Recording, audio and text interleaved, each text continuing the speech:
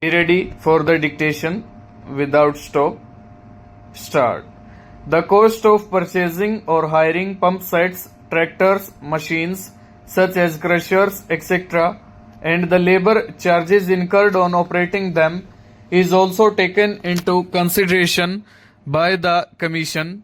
Further, the cost of the seeds, whether grown in his own fields or bought from outside, cost of pesticides and natural or chemical fertilizers, whether prepared by himself or bought from the market, and agricultural implements are also taken into account. In addition, the cost of providing irrigation facilities, the expenses involved in the payment of land revenue, repayment of loans, payment of interest on working capital and on capital assets excluding land are also taken into consideration.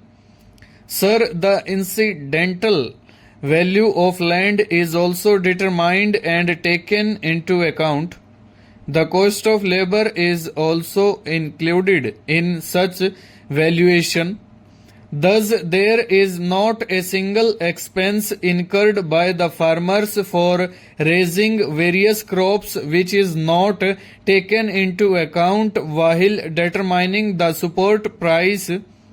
Therefore, I think that this change is baseless or is leveled out of ignorance that farmers are not being paid remunerative prices.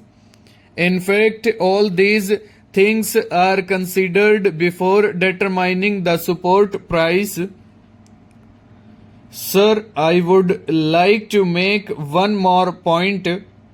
It has been demanded many times that all the agricultural products should be purchased at support price.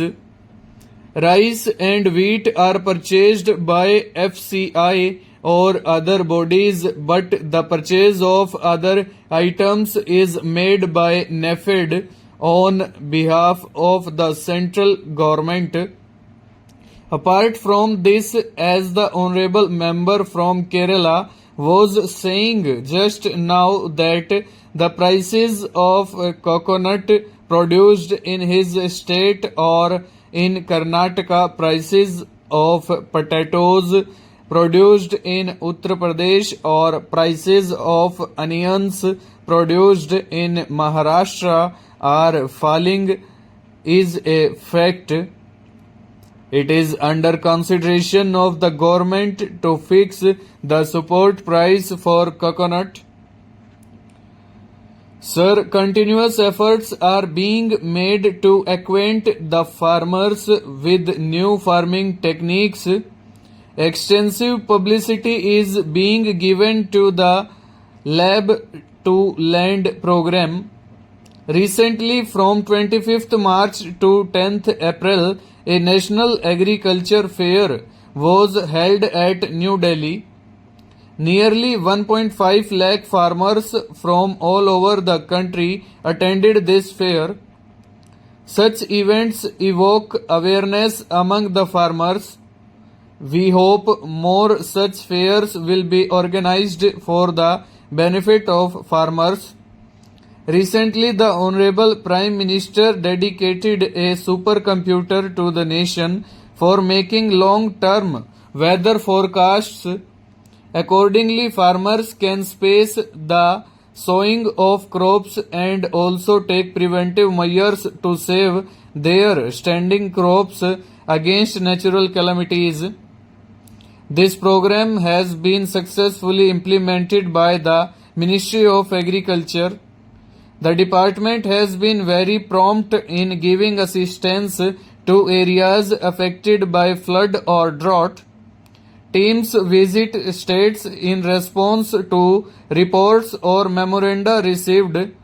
The government considers their recommendations and tries to send assistance within or a month.